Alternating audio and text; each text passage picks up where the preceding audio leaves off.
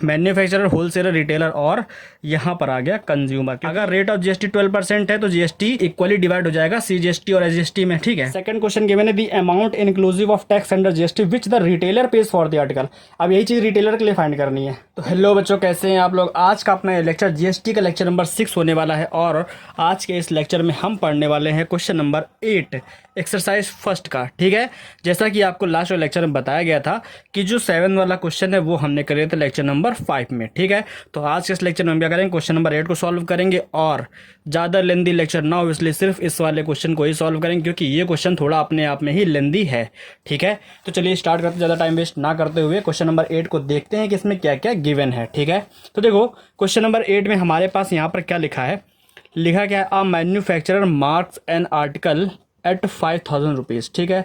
यहाँ पर इतना तो गिवन है कि मैन्युफैक्चरर ने एक आर्टिकल का जो मार्क प्राइस रखा है वो क्या रखा है, 5000 rupees and he sells it to a wholesaler. देखो मैन्युफैक्चरर ने होलसेलर को सेल किया एट अ डिस्काउंट ऑफ 25%। ठीक है।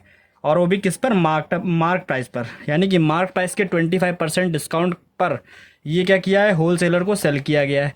ठीक है। तो आप लोग समझ सकते हो, सबसे पहले आया यहाँ पर कौन, मैन्युफैक्चरर। ठीक है। उसके बाद कौन है, होलसेलर। ठीक है। उसके बाद क्या है, and the wholesaler sells it to a retailer. तो होलसेलर ने किसको सेल किया है, रिटेलर को सेल किया है। ठीक है। रिटेलर को सेल किया है 15% डिस्काउंट पर मार्क प्राइस के, यानी कि इसी मार्क प्राइस पर 50% डिस्काउंट दे करके 15% डिस्काउंट 15। ठीक है। दिख रहा है ना आपको। ठीक है। इस पर क्या किया, रिटेलर को सेल किया गया है। अब कह रहा the retailer sells it to a customer consumer at the mark price. और रिटेलर ने क्या किया, उसी मार्क प्राइस पर ही एक कंज्यूमर को सेल कर दिया है इसी आर्टिकल को। If all the sales are intra state sales and GST is 12%, find these 4 questions. ठीक है।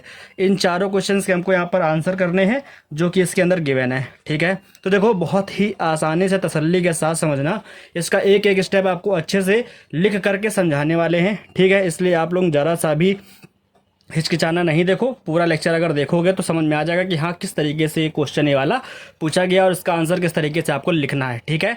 तो देखो यहाँ पर क्या, रिटेलर ने लास्ट में किसको सेलेक्ट किया है, कंज्यूमर को। ठीक है। तो यहाँ पर हम लिख देते हैं मैन्युफैक्चरर, होलसेलर, रिटेलर और यहाँ पर आ गया कंज्यूमर, क्योंकि यहाँ पर कितने लोग हैं, टोटल 4 लोग हैं। ठीक है। और सेल्स कैसी है, इंट्रा स्टेट सेल्स, जीएसटी कितना है, 12% है। ठीक है। अब देखो इसके बाद क्या है, क्वेश्चन आपको हमने बता दिया है, होप आपने क्वेश्चन समझा होगा, आपके पास बुक है तो उसमें आप देख भी रहे होगे। ठीक है। अब यहाँ पर क्या है, देखो मैन्युफैक्चरर ने होलसेलर को सेल किया, होलसेलर ने रिटेलर को, रिटेलर ने कंज्यूमर को। ठीक है। तो हमको इनपुट और आउटपुट जीएसटी होलसेलर और रिटेलर इन दोनों के लिए फाइंड करना होगा। ठीक है। तो ये आपको बता दिए, ये आपका बेसिक है। ठीक। अब देखो सबसे पहले मैन्युफैक्चरर और होलसेलर की बात होगी, क्योंकि सबसे पहले डील जो है, सबसे पहले जो सेल है, ठीक है, वो इन दोनों के बीच में ही हो रही है। ठीक है। तो हम क्या करेंगे, क्वेश्चन नंबर 8 में सबसे पहले आपको क्या बताना है, सबसे पहले बताना है आपको as the sales are intra state sales. ठीक है। ये सबसे पहले आपको बता देना है, as the sales are intra state sales, intra state sales, ये आपको मेंशन करना इसलिए ज़रूरी है, इससे आपके एग्जामिनर को, यानी कि जो कॉपी आपकी चेक करने वाला है एग्जाम में, उसको पता चलेगा हाँ बच्चे को इंट्रा स्टेट सेल और इंटर स्टेट सेल्स के बारे में जानकारी है। ठीक है। Intra state sales and the rate of GST. ठीक है। And the rate of GST is 12%। ठीक है। अगर रेट ऑफ जीएसटी 12% है तो जीएसटी आधी आधी, यानी कि इक्वली डिवाइड हो जाएगा सीजीएसटी और एसजीएसटी में। ठीक है। सो जीएसटी कंप्राइजेज ऑफ, ठीक है, GST comprises of 6% as 6% at CGST and 6% at SGST. ठीक है। ये आपको मेंशन कर देना सबसे पहले। उसके बाद क्या है, उसके बाद देखो क्वेश्चन में कहा गया था कि manufacturer mark an article at 5000 rupees and he sells it to a wholesaler at a discount of 25%। ठीक है, ऑन दी मार्क प्राइस। ठीक। तो यहाँ पर क्या लिखेंगे, सबसे पहले तो मार्क प्राइस लिखेंगे। तो यहाँ लिखोगे मैन्युफैक्चरर, मैन्युफैक्चरर, ये पूरा आप कर लेना। ठीक है। Marks an article at 5000 rupees. ठीक है। अब यहाँ पर नेक्स्ट लाइन में लिखोगे manufacturer sells the article to a wholesaler at a discount of अब कितने परसेंट डिस्काउंट पर सेल किया है, तो एट अ डिस्काउंट ऑफ 25%, ठीक है। तो यहाँ पर 25% का अगर डिस्काउंट दिया जा रहा है तो हमको डिस्काउंट का अमाउंट पता होना चाहिए, तभी हम उसका सेलिंग प्राइस निकाल पाएंगे किस अमाउंट पर सेल किया है ना। तो यहाँ पर क्या लिखेंगे, अमाउंट ऑफ डिस्काउंट, ठीक है। जब भी आपको डिस्काउंट पता हो तो उसका अमाउंट ज़रूर निकालो, तो अमाउंट ऑफ डिस्काउंट, ठीक है, क्या है ये है 25% of mark price. Mark price कितना था हमारे पास, 5000 रुपीज़, ये आपके सामने लिखा हुआ है, ठीक है। ये हो गया, तो इसको सॉल्व करो जरा, 25 अपॉन में 100 इंटू ये हो गया 5000, ठीक है, 00 कैंसिल, 25 5 ज़ा 125, ये हो गया, और यहाँ पर एक ज़ीरो है तो ये लगा दो, तो 1250 रुपीज़ ये हमारे पास क्या आ गया, ये हमारे पास आ गया डिस्काउंट का अमाउंट, ठीक है। अब जो सेलिंग प्राइस है उस आर्टिकल का वो क्या होगा, वो इस मार्क प्राइस में से डिस्काउंट को हटा दोगे तभी बचेगा, ठीक है। तो हम यहाँ पे लिखेंगे क्या, selling price of the article by, ये किसने डिसाइड किया, ये सेलिंग प्राइस मैन्युफैक्चरर ने, ठीक है। और होलसेलर के लिए क्या है, ये जो कॉस्ट प्राइस हो जाएगा, तो cost price of the article for किसके लिए, होलसेलर के लिए, ठीक है। यहाँ पे लिख दिया, कैसे निकलेगा ये निकलेगा मार्क प्राइस यानी कि 5000 रुपीज़ माइनस 1250, ठीक है। जब इसको लेस करोगे देन हमारे पास क्या आएगा, जब इसको सब्ट्रैक्ट करोगे तो यहाँ से कितना आ जाएगा, जरा सब्ट्रैक्ट करके देखो, 0 0 0, 10 में से 5 गया 5, 9 में से 2 गया 7, 4 में से 1 गया 3, तो 3750 रुपीज़ ये हमारे पास आ गया सेलिंग प्राइस या फिर कॉस्ट प्राइस बोले तो आर्टिकल का, ठीक है, इतना आ गया।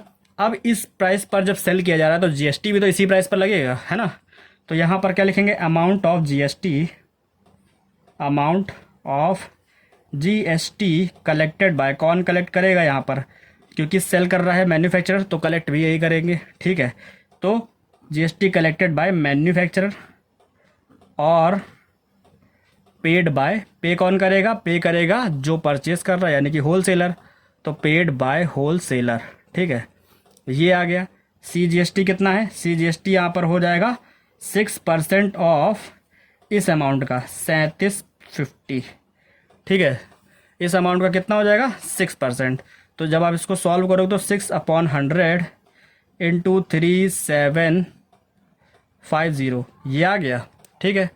अब क्या करोगे, इस जीरो से जीरो कैंसिल हो गया, 6 का मल्टीप्लाई कराओ जरा, 6 5 ज़ा 30 का 0 कैरी किया 3, 6 7 ज़ा 42 और 3 45 का 5 कैरी किया 4, 6 3 ज़ा 18 और 4 22, तो 22, और ये अपॉन में एक ज़ीरो था ना तो वो ज़ीरो का पॉइंट यहाँ पे लगा दो, तो 225 रुपीज़ आ जाएगा, कितना आ जाएगा 225 रुपीज़ CGST आ जाएगा, ठीक है। तो इसी तरीके से SGST कितना निकलेगा, वो भी क्या होगा 6% ऑफ 3750 रुपीज़, इसी का तो होगा, तो ये भी हमारे पास क्या होगा 225 रुपीज़ ही हो गया, ठीक है। तो यहाँ पर जो जीएसटी कलेक्ट किया है वो किसने किया, मैन्युफैक्चरर ने, और पे किसने किया, होलसेलर ने। तो ये जीएसटी जो है होलसेलर के लिए कौन सी जीएसटी हो जाएगी, होलसेलर की हो जाएगा इनपुट जीएसटी, ठीक है। तो यहाँ पर लिख देंगे हम क्या, इनपुट जीएसटी फॉर होलसेलर, ठीक है। तो यहाँ पर इनपुट CGST और इनपुट SGST दोनों आ जाएगा।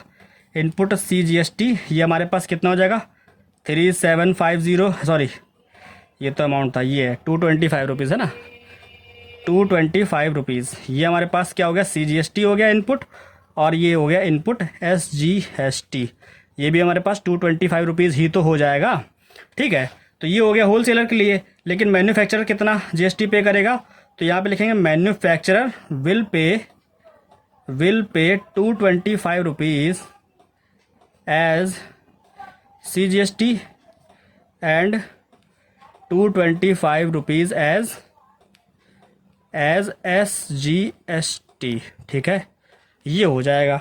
तो हमने यहाँ पर मैन्युफैक्चरर और होलसेलर के लिए पूरा फाइंड कर लिया हर एक चीज़, ठीक है। Input GST output GST, input दोनों फाइंड कर लिया है, और मैन्युफैक्चरर ने कितना GST पे किया है वो भी हमने फाइंड कर लिया है, ठीक है। तो ये हमारे पास क्वेश्चन का फर्स्ट पार्ट क्लियर हो गया, ठीक है। अब हम दूसरा पार्ट फाइंड करेंगे क्या, अब हम होलसेलर और रिटेलर इन दोनों के बीच में जो सेल्स हुई थी उसका पार्ट सॉल्व करेंगे, ठीक है। तो देखो यहाँ पर क्या है अब यहाँ पर कहा जा रहा है क्वेश्चन में कि होलसेलर जो है ठीक है, sells it to a retailer at a discount of 15% on the mark price. ठीक है, तो होलसेलर ने रिटेलर को सेल किया 15% के डिस्काउंट पर, वही मार्क प्राइस कितना था 5000 रुपीज़। ठीक है, तो यहाँ पर लिखोगे सिंस लिख दो या फिर नौ लिख दो, बात सेम हो जाएगी। देखो यहाँ पर क्या है, सिंस होलसेलर ठीक है sells the article to a retailer at a discount of कितने पर, 15% ऑफ द मार्क प्राइस। ठीक है, तो मार्क प्राइस हमारे पास क्या था 5000 रुपीज़ था, तो हम क्या करेंगे यहाँ पर अमाउंट ऑफ डिस्काउंट फाइंड करेंगे सबसे पहले तो। ठीक है, अमाउंट ऑफ डिस्काउंट, अब डिस्काउंट का अमाउंट क्या है 15% हो जाएगा किसका, ये हो जाएगा हमारा 5000 रुपीज़ का। तो जब इसका 15% फाइंड करोगे तो 15/100 इंटू 5000 ये हो जाएगा, डबल जीरो कैंसिल, 15 7 ज़ा 75। ठीक है, ये हो गया। तो अब हमारे पास ये लास्ट में जीरो है तो इसको भी लिख दो यहाँ पर, तो 750 रुपीज़ ये हो गया अमाउंट ऑफ डिस्काउंट। ठीक, अब क्या है कि जो रिटेलर ने जो सेलिंग प्राइस डिसाइड किया है इस आर्टिकल के लिए वो क्या होगा, तो मार्क प्राइस में से इस डिस्काउंट को लेस कर दोगे, तो यहाँ लिखेंगे अब क्या हो जाएगा, selling price of the article, selling price of the article by the retailer. ठीक है, यहाँ पर बाय द रिटेलर ये आपको मेंशन करके बताना है कि ये प्राइस किसने रखा है, रिटेलर ने, और ये कॉस्ट प्राइस किसके लिए हो जाएगा, ये cost price of the article to the consumer. ठीक है, सॉरी यहाँ पर देखो रिटेलर और होलसेलर की बात हो रही ना, तो बाय दी होलसेलर हो जाएगा, मुझे लगा कि यहाँ पर वो है। ठीक है, तो होलसेलर और यहाँ पर आएगा रिटेलर, इसीलिए मैं सोचूं इतनी जल्दी कैसे सॉल्व हो रहा है ये। ठीक है, तो यहाँ पर रिटेलर आ जाएगा। ठीक, तो ये आर्टिकल का जो प्राइस है ये डिसाइड किया है होलसेलर ने, किसके लिए कॉस्ट प्राइस हो गया, ये रिटेलर के लिए कॉस्ट प्राइस हो गया। ठीक है, इतना आप समझ पा रहे हो अगर, है ना। तो यहाँ पर देखो क्या है, यहाँ पर अब हमने इतना फाइंड कर लिया है। तो यहाँ पर कैसे निकलेगा, ये मार्क प्राइस जो है 5000 रुपीज़ में से डिस्काउंट का 750 रुपीज़ लेस करो, तो हमारे पास क्या आ जाएगा, हमारे पास आ जाएगा वो अमाउंट जो सेलिंग प्राइस है। ठीक है, तो देखो जब इसको सब्ट्रैक्ट करोगे तो 0, 10 में से 5 गया 5, 9 में से 7 गया 2 और ये 4, 4250 रुपीज़। ठीक है, तो ये हमारे पास क्या क्या selling price of the article retailer के लिए। ठीक है, तो रिटेलर कितना जीएसटी पे करेगा इसके लिए, तो यहाँ पे लिखोगे amount of GST collected by, अब ये कलेक्ट कौन करेगा, कलेक्टेड बाय होलसेलर, क्योंकि वही सेल कर रहा है ना, कलेक्टेड बाय होलसेलर और पेड बाय रिटेलर। ठीक है, और पेड बाय रिटेलर। ठीक, तो यहाँ पर क्या हो जाएगा, वही CGST क्या होगा 6% ऑफ 4250 रुपीज़। ठीक है, तो जब इसको सॉल्व करोगे 6/100 इंटू 4250, तो पहले मल्टीप्लाई करा लो। ठीक है, 6 का 0 में कराओगे 0, 6 का 5 में कराओगे 30 का 3, 30 का 0 कैरी का 3। ठीक है, 6 2 12 और 12 और 3 15, 5 कैरी किया 1, 6 4 24 और 125 हो गया 255 रुपीज़। ठीक है, अपॉन में ये वाला 100 है, तो ये से ये कैंसिल हो गया, कितना आ गया 255 रुपीज़ ये आ गया। तो ये 255 रुपीज़ क्या है, CGST है, तो SGST भी यही होगा 6% ऑफ 4250 रुपीज़। ठीक है, तो 255 रुपीज़ हो जाएगा। अब देखो ये हमारे पास आ गया CGST और SGST, किसका किसका आ गया, रिटेलर के लिए इनपुट आ गया और होलसेलर के लिए आउटपुट आ गया। ठीक है, होलसेलर के लिए आउटपुट GST हो गया ना, क्योंकि हमने उसके लिए इनपुट तो फाइंड कर लिया है। ठीक, तो अब हम क्या करेंगे, आउटपुट GST, इसका आउटपुट और इसका इनपुट सेम है, तो यहाँ पर हम इसको एक ही फॉर्म में लिख सकते हैं। कैसे, यहाँ पर लिख देंगे output GST for wholesaler and input GST for retailer. ठीक है, दोनों को एक साथ लिखने जा रहे हैं तो दोनों को यहाँ पर मेंशन करके लिखेंगे अब देखो, अब क्या है, यहाँ पर लिखोगे आउटपुट, आउटपुट CGST, ब्रैकेट में यहाँ पर लिखोगे होलसेलर, ठीक है। ये इक्वल होगा किसके, इनपुट, इनपुट CGST, वो भी रिटेलर का, ठीक है। ये कितना, 255 रुपीज़, अमाउंट दोनों का सेम ही है, ठीक। अब यहाँ पर SGST के लिए लिख दो, तो output SGST, output SGST wholesaler का, ये इक्वल हो जाएगा इनपुट SGST रिटेलर के, ठीक है। इतना आप समझ पा रहे हो। अगर इस चीज़ में कोई डाउट है तो आप बोल सकते हो, आपको इसका डाउट क्लियर कर दिया जाएगा एक अच्छा सा कमेंट लिख करके आपके लिए, है ना। उसमें आपको पूरा डिटेल में हो सकता है बता भी दे, मतलब डिटेल में तो देखो यहाँ पर बताते ही जा रहे हैं। अगर आप पिछले लेक्चर देखते आ रहे हो तो इतना आप अंडरस्टैंड कर पा रहे होगे कि जिसने यहाँ पर चीज़ को सेल किया, ठीक है, जो यहाँ पर सेल कर रहा है उसका क्या है, उसका ये आउटपुट हो जाएगा, और जो यहाँ पर वो क्या कर रहा है, परचेज कर रहा है, उसके लिए इनपुट हो जाएगा, ठीक है। क्योंकि जो GST कलेक्ट करेगा उसके लिए कौन सा GST, आउटपुट है। जो GST पे करेगा उसके लिए क्या है, उसके लिए इनपुट GST है, ठीक है। इतना हो गया क्लियर यहाँ तक। तो ये यहाँ पर हमारे इस क्वेश्चन का सेकंड वाला पार्ट क्लियर हो गया है। ये क्या हो गया, हमने होलसेलर और रिटेलर के बीच का जो सेल्स है उसको यहाँ पर सॉल्व कर लिया, ठीक। अब हम बात करेंगे रिटेलर और कस्टमर की, ठीक है। रिटेलर और कस्टमर के बीच में जो सेल हो रही है, अब वो थर्ड पार्ट है। ये हमारा पार्ट कंप्लीट हो गया, तो उसके बाद हम क्वेश्चन पे आ जाएंगे। क्वेश्चन नंबर 8 के जो क्वेश्चन है वो हम सॉल्व कर सकते हैं, ठीक है।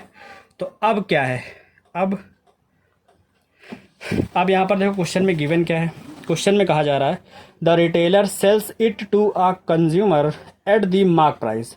रिटेलर ने आर्टिकल को क्या किया, मार्क प्राइस पर ही सेल किया कंज्यूमर को। तो कंज्यूमर कितना GST पे कर रहा है हम लोग को वो पहले फाइंड करना होगा, ठीक है। तो देखो हम क्या करते हैं, इसी के आगे सॉल्व करते हैं इसी पेज पर, ठीक है। अभी हमारा ये वाला पेज बाकी है, भरा नहीं है, ठीक है। ये देखो है तो चलिए सॉल्व करते हैं, आपके सामने है यहाँ पर क्या है, रिटेलर ने सेल किया है कंज्यूमर को। Now retailer sells the article to a consumer at mark price, ठीक है। अब देखो मार्क प्राइस पर ही सेल किया है, जो मार्क प्राइस था वो कितना था, 5000 रुपीज़ था। तो कंज्यूमर जो GST पे करेगा वो इसी अमाउंट पर पे करेगा, ठीक है। तो यहाँ पर क्या लिखेंगे, amount of GST collected by retailer, क्योंकि रिटेलर सेल कर रहा है ना, तो कलेक्ट करेगा, और पेड बाय कंज्यूमर, तो कंज्यूमर यहाँ पर क्या करेगा, GST पे करेगा। तो CGST क्या हो जाएगा, CGST हमारा हो जाएगा 6% ऑफ 5000 रुपीज़। तो 6/100 इंटू 5000 ये हो जाएगा, 00 से 00 कैंसिल, 6 5 30, तो 300 रुपीज़ ये आ जाएगा CGST। और SGST कितना आ जाएगा, वो भी यही होगा, 6% ऑफ 5000, तो ये भी हो जाएगा 300 रुपीज़, ठीक है। तो रिटेलर ने क्योंकि यहाँ पर क्या किया, GST कलेक्ट किया, इसलिए इसके लिए यहाँ पर क्या है, ये इसके लिए यहाँ पर आउटपुट GST है, ठीक है। और कंज्यूमर ने कितना GST पे किया वो हमने आपके सामने लिख ही दिया है, ठीक है। तो रिटेलर के लिए कौन सी GST है, आउटपुट GST, ठीक है। रिटेलर का इनपुट तो आ ही गया था, अब यहाँ पर क्या करेंगे, आउटपुट GST लिख देंगे। तो यह लिखेंगे आउटपुट GST फॉर रिटेलर। देखो हर एक चीज़ डिटेल में बताई जा रही है इसका, इसलिए इसको आप ज़रूर से एक बार सॉल्व जरूर करना अपने हिसाब से, ठीक है। मेरा जो सोल्यूशन मैंने बताया है आपको, उसको आप नोट कर लो, एक जगह अच्छे से देख लो, समझ लो, एक एक लाइन डिटेल में देख लो, नहीं समझ पाया दोबारा देख लो, ठीक है। फिर उसको एक बार खुद से भी सॉल्व करो। तो यहाँ पर क्या GST, output GST for retailer, तो यहाँ पर लिखेंगे output CGST is equal 300 rupees and output SGST कितना हो जाएगा, ये 300 रुपीज़ हो जाएगा, ठीक है। तो ये हमारा क्वेश्चन नंबर, मतलब इसका थर्ड पार्ट जो था वो भी कंप्लीट हो गया, ठीक है। क्यों इसमें टाइम लगा, क्योंकि यहाँ पर 4 लोग थे ना कि 3 लोग, ठीक है। वैसे होलसेलर, रिटेलर और कंज्यूमर हुआ करते थे, लेकिन यहाँ पर मैन्युफैक्चरर, होलसेलर और रिटेलर 4 लोग आ गए। तो इसके बीच की डील, फिर इनके बीच की सेल्स, फिर इनके बीच की सेल्स, तीनों के बीच की सेल्स का हमने फाइंड किया, सबका टैक्स फाइंड किया, कितना कितना किसने पे किया है, ठीक। तो वो हमारा हो गया है। अब हम बात करेंगे जो अभी तक हमने सॉल्व किया है ना, उसमें जो कुछ भी फाइंड किया उसी की हेल्प से हम फाइंड करने वाले हैं बाकी के जो 4 क्वेश्चन पूछे गए हैं क्वेश्चन नंबर 8 के अंदर वो। ठीक है, तो देखो इसके अंदर जो पहला क्वेश्चन है वो आपके सामने है। क्या लिखा है? The amount inclusive of tax under GST which the wholesaler pays for the article. अब होलसेलर जो है उसने कितना रुपए पे किया है टैक्स को इंक्लूड करके इस आर्टिकल को परचेज करने में, पहले हमको ये बताना है। तो क्या करेंगे, उसका जो कॉस्ट प्राइस था वो और जितना जीएसटी उसने पे किया वो, इन दोनों को ऐड कर दें, हमारा आंसर आ जाएगा। ठीक है, तो चलिए करते हैं। पहले तो जो क्वेश्चन में दिया जाता है वो आपको लिखना पड़ेगा यहाँ पर।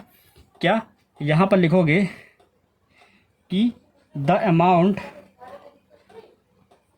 Amount inclusive of tax. ठीक है, inclusive of tax under GST. ठीक है, under GST paid by wholesaler,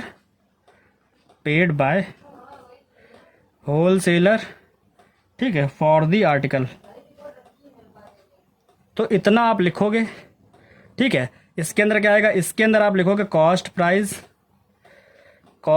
of the article to the wholesaler. ठीक है, to the wholesaler plus GST paid by wholesaler. ठीक है, plus GST paid by wholesaler. ठीक, इतना आपको लिखना होगा। अब कॉस्ट प्राइस क्या था तो वो आपको पहले ही पेज में मिल जाएगा। देखो सबसे पहले क्या था, मैन्युफैक्चर ने होलसेलर को सेल किया था 25 डिस्काउंट पर, 25% के डिस्काउंट पर। तो selling price of the article for manufacture by और फॉर होलसेलर 3750 रुपीज़। ये अमाउंट जो है ये क्या है, कॉस्ट प्राइस है। और ये जो है 225 रुपीज़ ये क्या है, ये टैक्स है जो कि होलसेलर ने पे किया है। ठीक है, तो यहाँ पर क्या है, कॉस्ट प्राइस हो गया 3750 रुपीज़। और जीएसटी के अंदर 2 जीएसटी हैं, कौन कौन सी, सीजीएसटी पेड बाय होलसेलर, ठीक है, plus SGST paid by wholesaler. ठीक है, दोनों ही आपको लिखने होंगे यहाँ पर।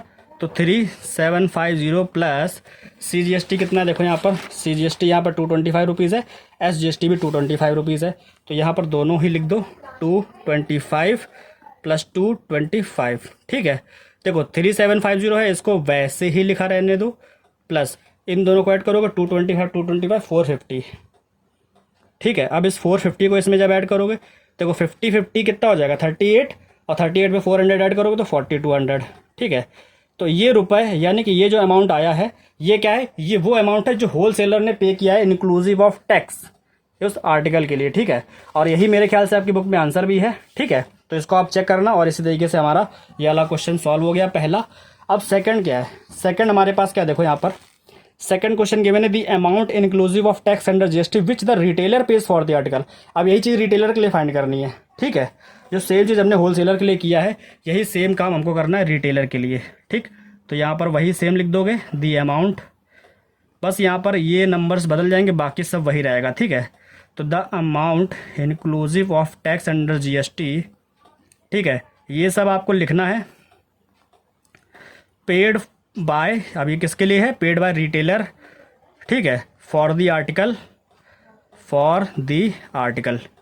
अब रिटेलर के लिए क्या था कॉस्ट प्राइस, तो यहाँ पर कॉस्ट प्राइस, तब तक आप लोग कमेंट कर सकते हो, रिटेलर ऑफ द आर्टिकल, ठीक है, to the retailer plus GST paid by, plus GST paid by retailer. ठीक है, यहाँ तक अगर आप समझ पा रहे हो तो बहुत अच्छी बात है, तो आपने मतलब सारे लेक्चर देखे हुए हैं।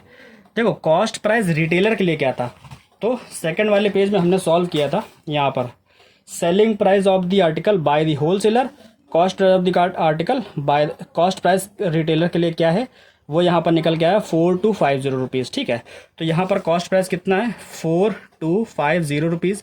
और जीएसटी के अंदर 2 जीएसटी आएंगी, सीजीएसटी पेड बाय रिटेलर और एसजीएसटी पेड बाय रिटेलर। ठीक है, तो यहाँ पर दोनों लिख दो, CGST paid by retailer plus SGST, ठीक है, पेड बाय रिटेलर।